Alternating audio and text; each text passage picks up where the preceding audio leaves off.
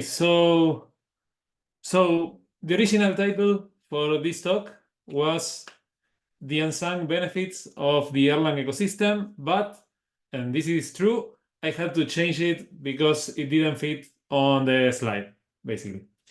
But the content is the same. Today, I will try to show you some of the multiple benefits of building systems in the Erlang virtual machine. I will try to steer away from the obvious ones, the famous ones, and the well-known ones, and focus on the other ones instead. Let's see how that goes. First of all, who is Brujo? I guess a couple of people around here know me. I know for sure that Adolfo knows me, but for the ones that do not know who I am a terrible photographer, as you can see, but I am also somebody born in Argentina, where I lived for many years until I moved to Catalonia in 2020. Around 2009, I was about to get my degree in computer science, and I got my first Erlang job. Before that, I worked for about a decade on a Microsoft environment with C#, .NET, SQL Server, all those things. And I started learning Erlang almost 15 years ago. Why am I mentioning this? Because on this talk, I will talk about the benefits of working with Erlang, but I am a little bit biased because for the last decade or so, I've almost only worked in Erlang. So maybe the same benefits that I will mention appear in other languages. And if you say, hey, but Swift already has that too, that's amazing. I'm just saying that Erlang has these things. That's what I know. The other languages, sadly, I have not that much of experience with them. In any case, since I started working with Erlang a decade ago, I didn't stop. I work with the language. I work on open source projects with the same language.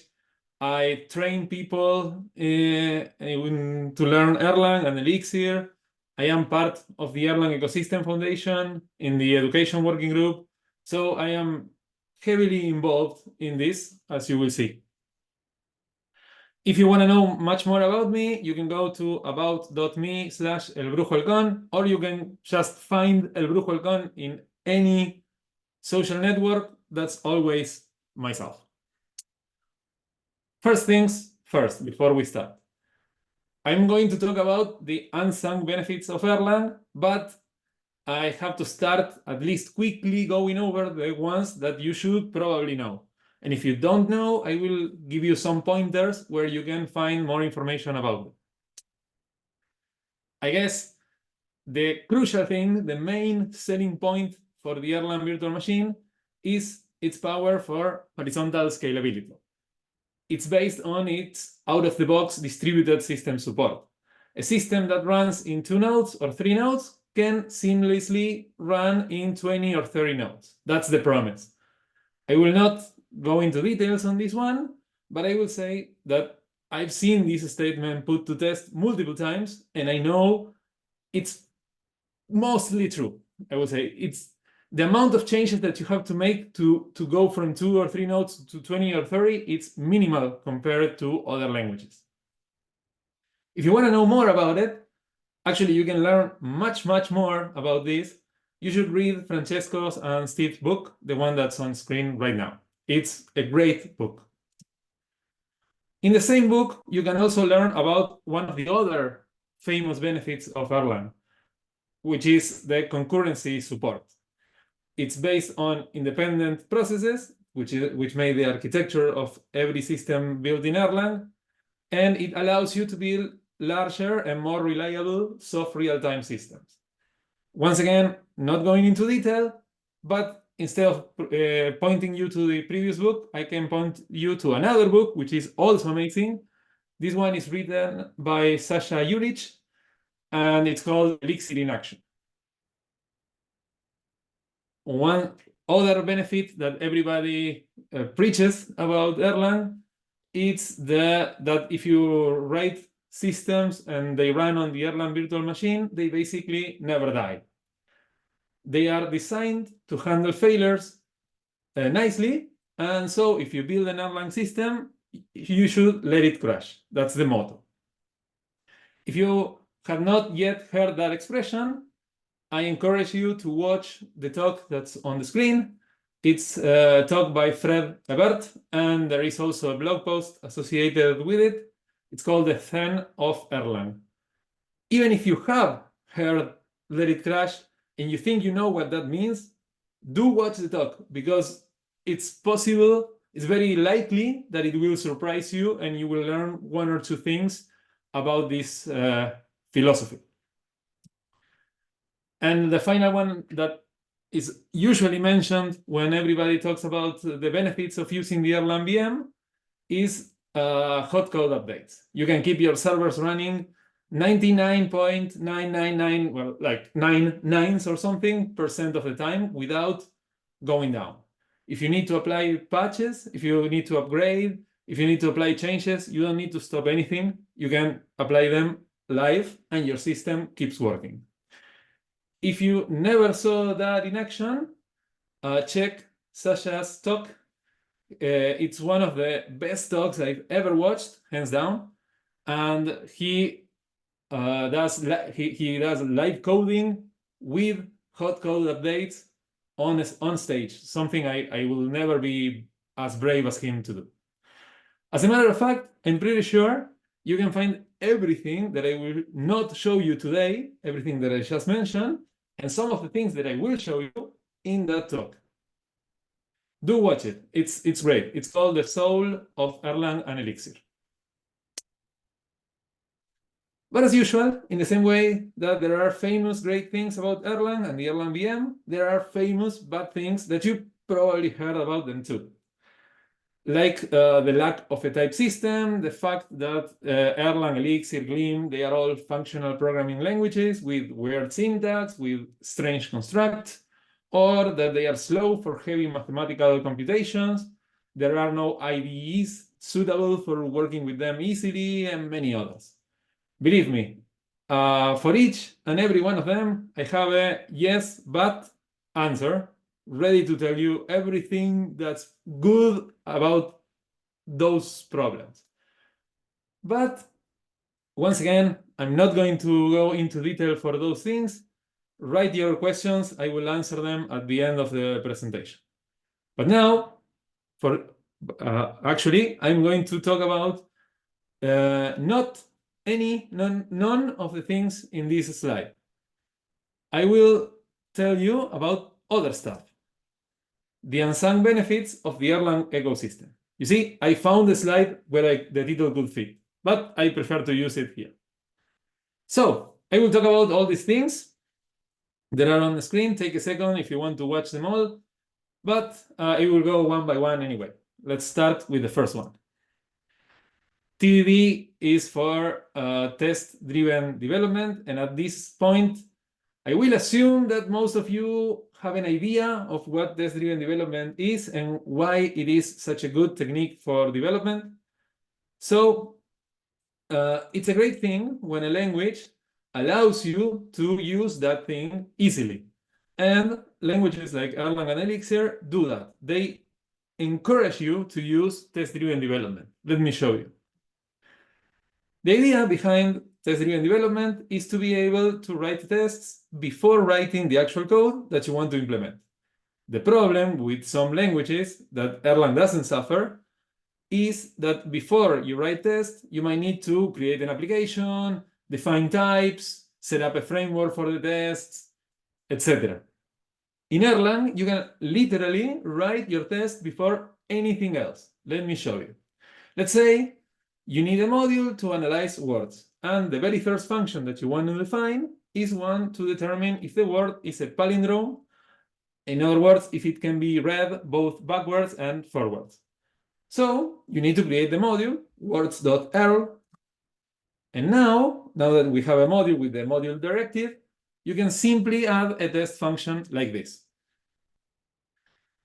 Now, I want you to consider two great things about this language that are shown in this slide. First of all, notice how every call to the isPalindrome that I put there is prefixed by the module name. That's no coincidence.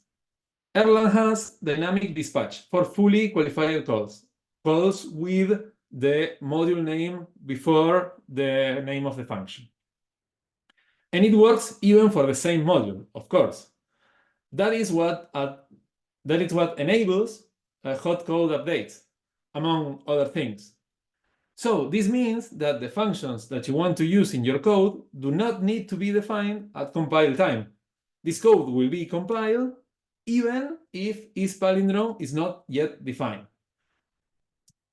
And the other great thing is that the equal sign is not an assignment operator. It's much more powerful than that. It's a matching operator. That means that at the same time, it can be used to put some values in some variables, but it also can be used to assert that two expressions, one on the left and one on the right, match. If the expression on the left, like in those cases, is a literal value, what it is asserting is that both expressions are the same. So for tests, it's what we know as assert in other languages. But in other languages, assert is a macro or a function or part of a framework or something like that. Here, we don't need anything else. We just use equals as we use in the production code. In each one of these lines, we assert that what is on the left side, true or false, is exactly the same as the result of applying the function isPalindrome to the provided word, which is a string. So we have a test. How do we run it? Once again, very, very easy. We open an Erlang console, we compile the module with C and the name of the module, and then we evaluate the test function, words, test, without arguments. The result immediately tells us that there is an undefined function in our code, isPalindrome with one argument. And now we can start implementing it, as we should, following TDD best practices. And you might be tempted to believe that this is so simple because this is a dumb example. Surely it will be harder for complex systems, right? Well, no, actually not. The most powerful testing framework for Erlang uses precisely these same principles. Sure, it has tons and tons of features built over them, but the core of common test, which is this framework, is dynamic dispatch and the matching operator.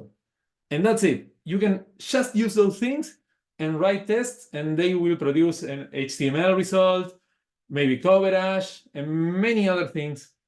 But the core is the same. The tests that are simple in that module are equally simple when writing it using a common test framework. I actually gave a talk at Gleam Europe, one of the last talks I gave, which you can see the slides on the screen. It's called TDD Heart Emoji Erlang, and it will be public on YouTube in a couple of days or weeks. But the slides are public and they have the notes and everything, so you can check them as well if you want to learn more about this topic. Moving on to the next one. One of my favorite things about the language is I don't know if that's the right word, but you will see what I mean by declarativeness. This property is not specific to Erlang, Elixir, Gleam, or any other language on the Erlang ecosystem. It's something that's generally common to most, if not all, functional languages. The idea here is that these languages let you write code in a way that you can read it, in a way that it's very similar to how you would express your concepts in your favorite real-life language, usually English. Let's move forward with our word analyzer a bit so I can show you what I mean. We have to implement the isPalindrome function now. In an imperative language, you will have to tell the computer how to check if a word is a palindrome or not, using a loop, a couple of ifs. You have to move pointers maybe. So let's see how that maps to Erlang.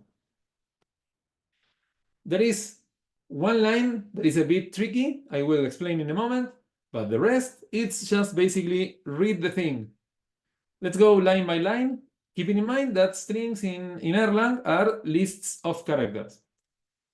In this line, we say an empty string is a palindrome because we say so, period.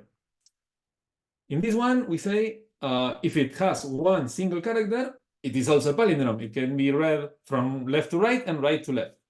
Nice. And this one, we say, okay, match the strings that have multiple characters. What's on the left of the pipe is the first character. What's on the right, it's the tail of the list, the rest of the character. So this is a tricky part. To pick the last character without resorting to some external functions, we put the list, we reverse the list, and we do the same. We match the last character on a variable called last, and the rest of the string in a variable called others. But now we are back again to declarative world. We say what we want to say. So if the first character is the same as the last character, and also the rest of the string is a palindrome, the whole thing is a palindrome. Done. That's it. And also has the added benefit that it short circuits. So if first is different to last, it will finish the recursion there, and that's it. Doesn't matter if the rest of the string is a palindrome or not. But even if it wasn't so, the function will work anyway. The idea here is that you need to learn about recursion, pattern matching, and maybe a bit of syntax, but this code, in the end, is much more intuitive and self-documenting than writing a whole cycle and picking, moving items or pointers from the right side and the left side, etc. This code says what we want, not how we want the computer to obtain that result. To me, it's much clearer. And now let's switch away from the code a little bit to focus on the engineering experience around these systems. Let's start with something that generally surprises DevOps people when working with Erlang virtual machines: observability. You know that everything in Erlang runs in a process, right? Every function is evaluated in a particular process, and there are plenty of processes laying around, even in the most sleepy Erlang system. Any Erlang system has thousands, maybe millions of processes. Such a level of complexity and parallelism would make debugging really hard if the virtual machine would not provide so many tools to counterbalance that problem. I'm not going to show you each tool in detail. Let me give you some pointers so you can investigate for yourselves. Starting with the most basic one. That's an Erlang console where I ran a single command at the top in line 15, which was the command I. If you see this thing that's small on the screen, but intentionally, you will see that it looks very, very much like a top function, a top command on a Linux shell. And it's not a coincidence. That's exactly what it is. If you run this I command with no parameters, you can get a picture of the processes that are running on your machine. There are other tools that work on top of this same information, like etop, ftop, and other more, that maybe provide more granular details, or they run this thing periodically, not just once, or sort the information in a different way, etc. But the core of it is that you get a way to map every single process to find every single process on your virtual machine. And if you want to know something in particular about one particular process, let's pick that one 0.44.0 that has a lot of heap memory there. Not a lot, but a lot in this very dormant Erlang system. We can ask Erlang to give us a lot of information about this process by just calling one single function, Erlang process info.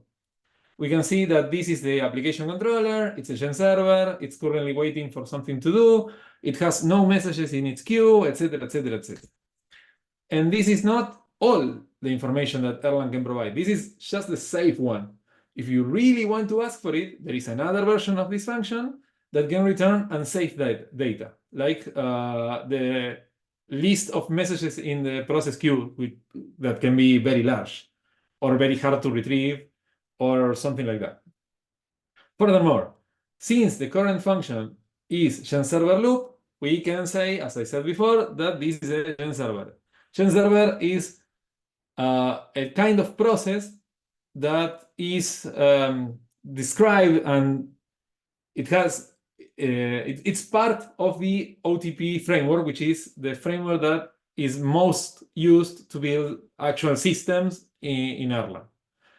Since this is a GenServer, we can ask for more information about this process, like this. We can use sys get status, and we get some repeated information here, but we also get a header, some data, the state, and since most, maybe I would say all processes in a regular Erlang node are usually built using the OTP framework, you can get this kind of detailed information about almost all processes.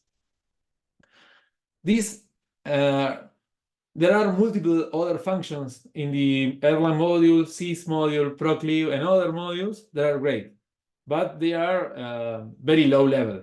You don't need to use them like manually all the time. Many people, including the OTP team itself, have built tools using them to present the important information in a better way.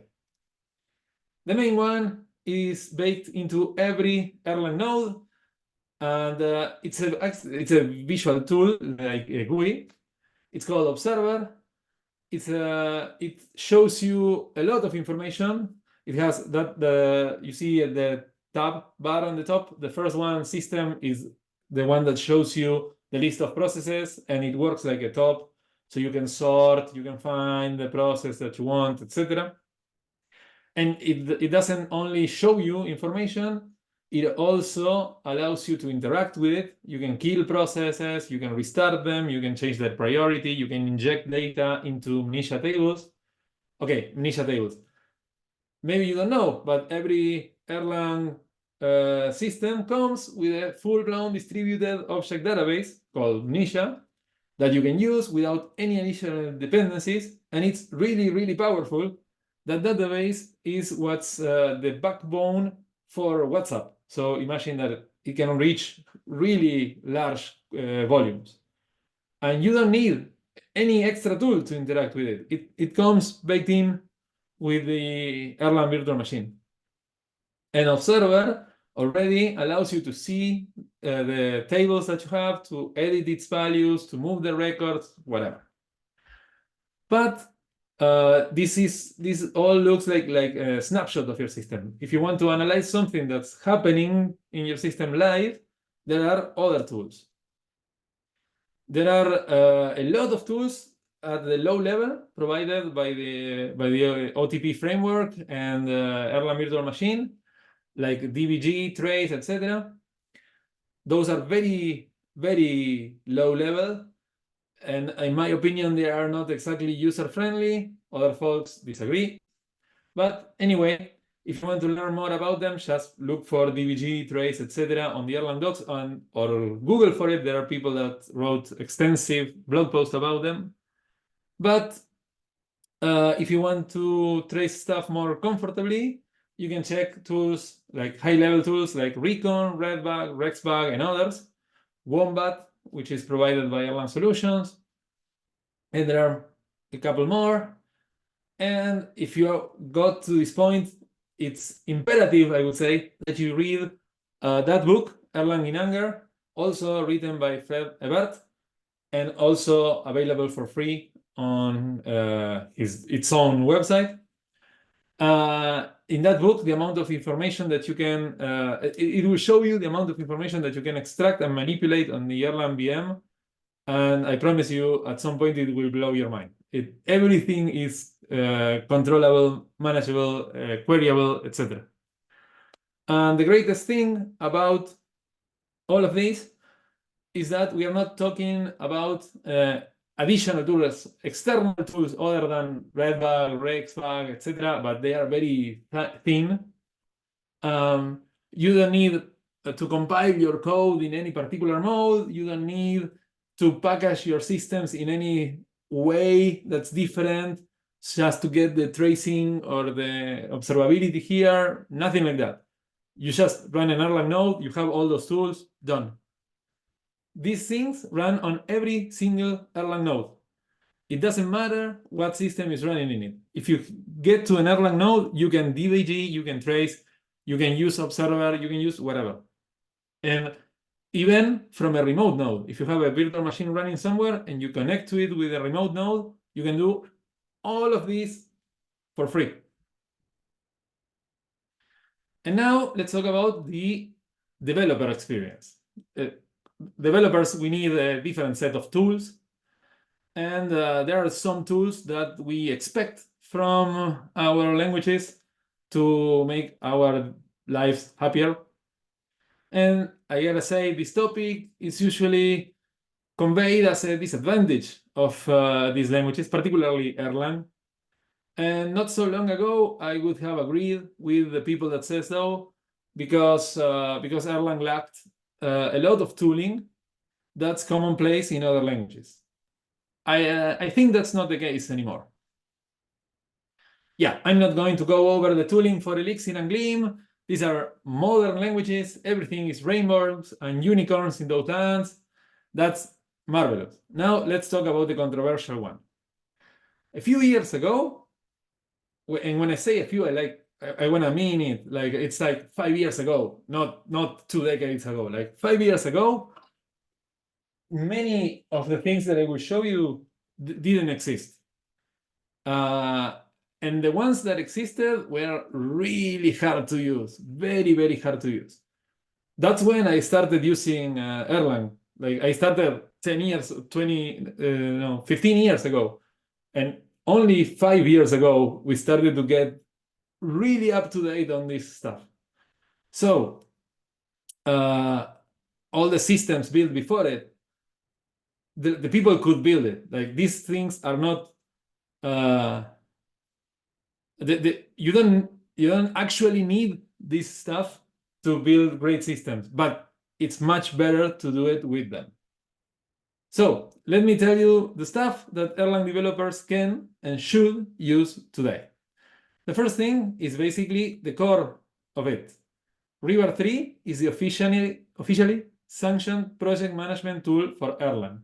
And everything else on this slide and everything else in general is built in or works as a plugin for River 3, which is very, very nice. Before that, each project was managed in its own way, and every company decided what was best for them, and it was a mess. Currently, Erlang developers can use a linter with more than 80 linting rules, very strict, very opinionated, but also very configurable. It's called Elvis, and it's maintained by myself, Paulo, and a couple of other people on the internet. It's very up to date. Like we release something every 2 or 3 months, and there are now from 0 we jumped to 2 formatters, actually 3 or 4 depending on who you ask. But now we have at least 2 formatters that you can use. You can use a configurable formatter, but also very opinionated. So some code will be brutally rejected by this formatter because we think you shouldn't write code that way, which is the River 3 format. But you can also use a formatter that takes any code whatsoever, even if it doesn't compile, but it's not configurable. The format the way that the code is formatted, it's Erlang FMT way, and that's it.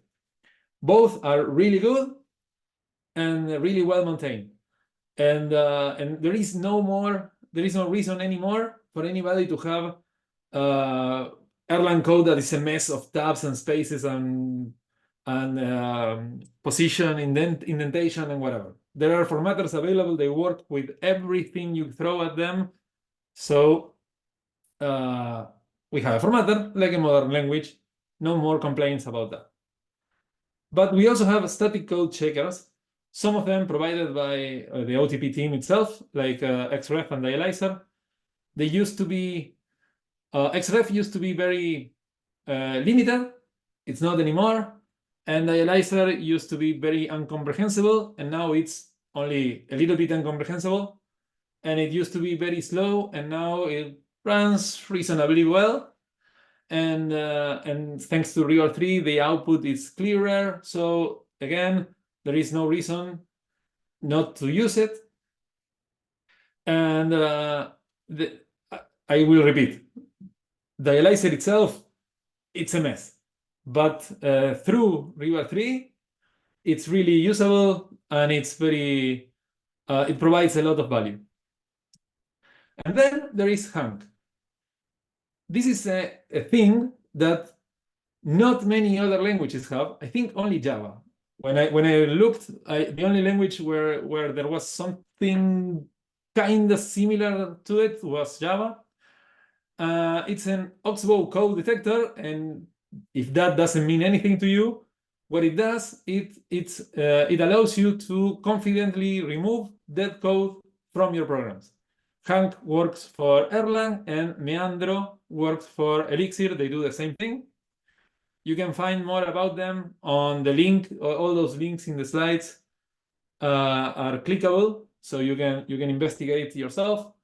Hank is backed up by an actual academic paper that expresses how certain you can be about Hank's recommendations. So if Hank tells you that certain part of your code is not necessary for anything, you can safely remove it. And then another thing that not many languages have is a spell checker. We have a spell checker for Erlang that checks all your strings and function names and stuff like that. It's called Sheldon, and just like all the other tools in this page, it's open source and maintained by the community. And finally, if you want to improve your usual editor with Erlang stuff, you can use the Erlang language server or its newest sibling, the Erlang language platform.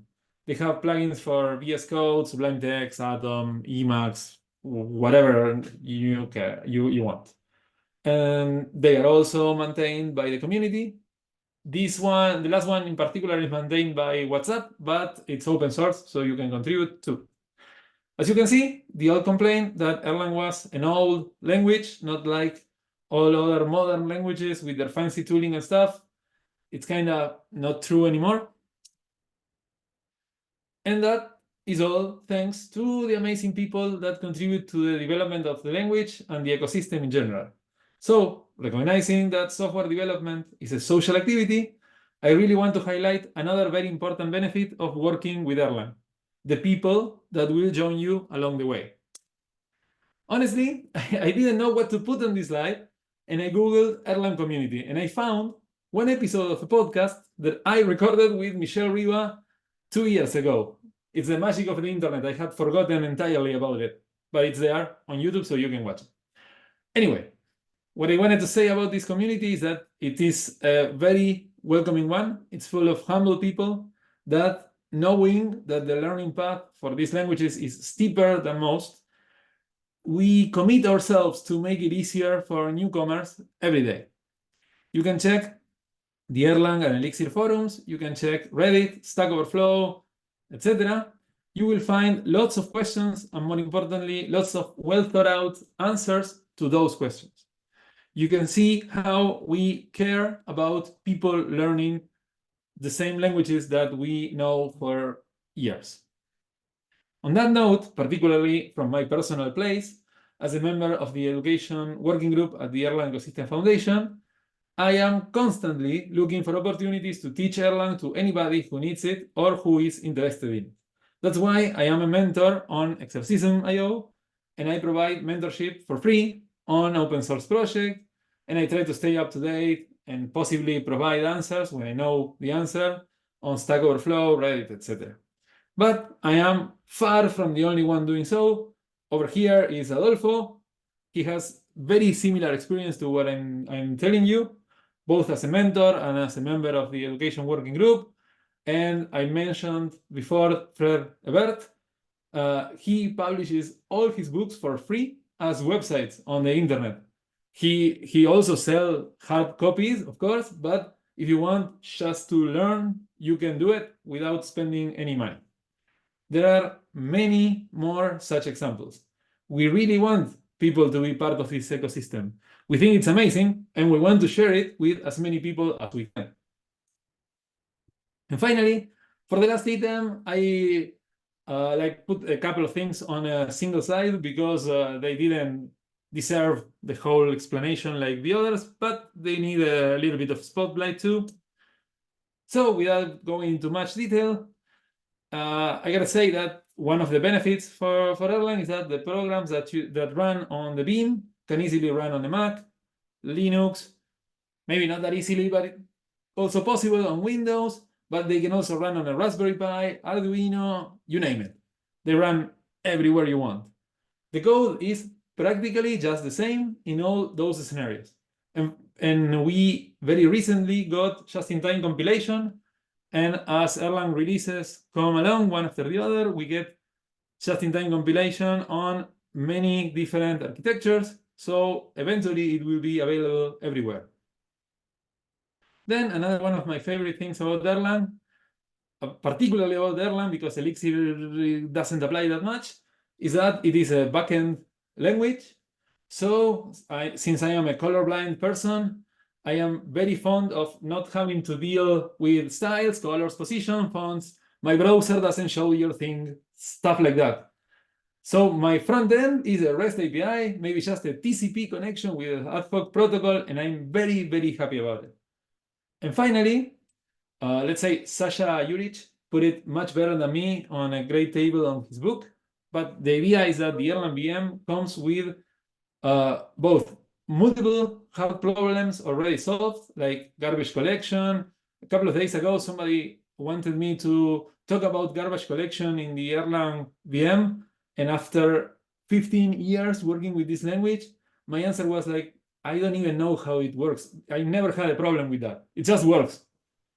And there is also a lot of system distribution already solved, binary protocol parsing, many other things, many other hard problems that are already solved by the language. You don't have to worry about them. There are, for other things, there are tools for everything you need. Maybe not the best tools, but if you want a simple database, you got it. If you want a web server, you got it. If you want a file system manager, it is in your Erlang virtual machine. It is really cool. And of course, the best benefit of working with Erlang in general is the philosophy with which the language was built and the advice that its creators transmitted to our community. It's just wonderful. And Shou's advice here applies to every language. But when he had to create something beautiful, he created Erlang. So there you go. That's it. Thank you for staying till the end of this talk. And as the slide says, you can find me as El Brujo Halcón in every social network out there. And as I said before, these slides are publicly available with notes and links and everything at slides.com in that URL. Thank you very much, Bruno. Really appreciate that. Has that generated? I've not been keeping my eyes on the chat section, but feel free to chime in. Anyone that's got any questions here that, yeah, anything that's sprung to mind throughout this presentation? The video, I'm commenting on the chat. The video of a drone running Erlang with in-flight code update, I was in that room. It actually worked. It's a really nice. It was a really nice demo back then. And oh, thanks Adolfo, and thanks ChatGPT. Okay, declarativeness is good. I don't need to correct the slide. Erlang the movie, yeah. watch Erlang the movie, the original one first, but yes.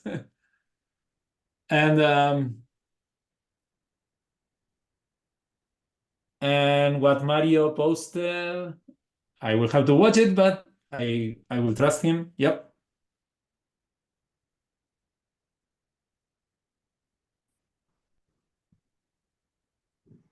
Do you see Minicia as an underused tool? It's not underused if you consider that WhatsApp uses it, like one of the largest databases in the world uses that thing. But yeah, but from my experience, like I tend to use Minicia usually as like the prototype. When I'm starting with the system, I usually start with Minicia because it's easier than setting up I don't know, Postgres or React or whatever else. But it's not easy. It's not super easy to maintain when you have other things that besides Erlang in your system. You have to provide some sort of mechanism for others to consume Minicia, or you have to build everything in Erlang. And so eventually that problem outweighs the benefits of having it on your nodes, and you end up moving to something larger like Postgres or something. But yeah, for prototype, sure. Do you make use of Docker in your normal workflow? No. In the company that I work for, we deploy systems like on bare metal, like on the machines. I used to use Docker, but very sparsely, like only for running tests consistently or something like that. Nothing like Kubernetes or super like large compositions of Docker or stuff like that. No, in general, no. Other people do. It's just not me.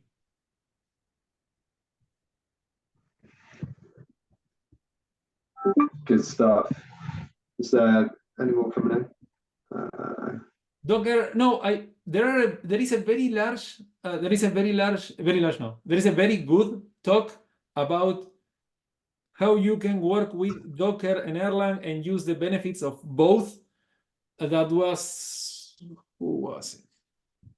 It's in one of Gleam America's, I think it was Valeria, Victoria, Adolfo, help me. I don't remember the name of this girl, but she worked a lot with that, and she delivered a talk. Look for it. It's a Codebeam America some year, and she showed how to correctly use Docker and Erlang distribution together. Feel free to unmute yourself, guys, at this point. This is the interactive part of the event, so feel free to speak. You don't just have to use the chat section there, but yeah, there's another comment. Amnesia. Yeah, Alex, I haven't even tried it, so that's a good thing. I will take note. Thank you. One thing that Docker is useful for is even if you think about how it's not really needed with the distributed Erlang system, like you might deploy without Docker, using it locally can be very helpful just because you want to, create locally something that's maybe more similar to where you're deploying or anything like that. It can be very useful in that case, and you don't have to give up anything that Erlang gives you, because you can still just network your nodes together and just like you normally would. Right. That's exactly what we used it for in my previous company. So we wanted everybody to run the tests in the same environment, so we created the environment with Docker, and so everybody ran the same. But you can't like, I'm sorry, no, go on, please. I mean, I've used it a lot for like CI and CD and things like that, and containerized testing and things like that. As far as like, do you get a tremendous benefit from running inside of Docker with Erlang? I would almost say the opposite, in the sense that like most languages that do concurrency really badly, they benefit from Docker because it gets them concurrency. But like if you have a big machine and you can use all the cores, then you're like, why am I doing this? Why am I cutting my application? The tiny little pieces.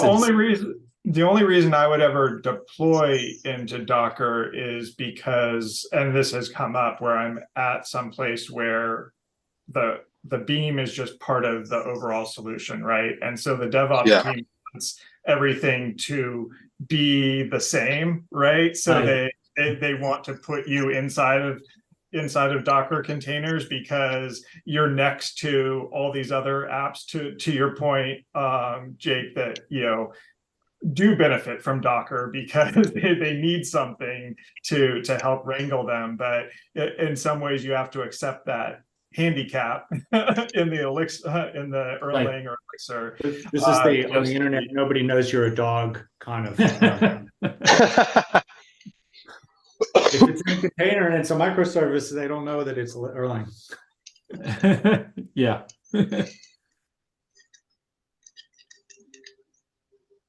Brilliant. Have we, anything else, guys? Anything else?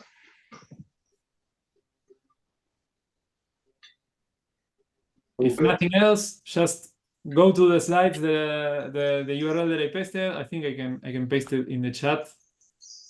And you have links to everything. You have the notes. You can share it with wherever you want. Doesn't matter. Actually, it does matter. Like, I like it. So if you share it, just tag me. I am at El Brujo whatever. And if you have more questions, once again, if you ever want to try Erlang or try any project or whatever inside Ecosystem.io or whenever you want, just find me. I am El Brujo. You can find me wherever you want. Thank you, Mike. And my pleasure. My pleasure. Yep. Thank you so much for your time. And yeah, everyone should be able to find each other through the meetup group and then on LinkedIn or whatever it is. But if there is someone that you're looking to fire questions to, either Brujo or anyone else,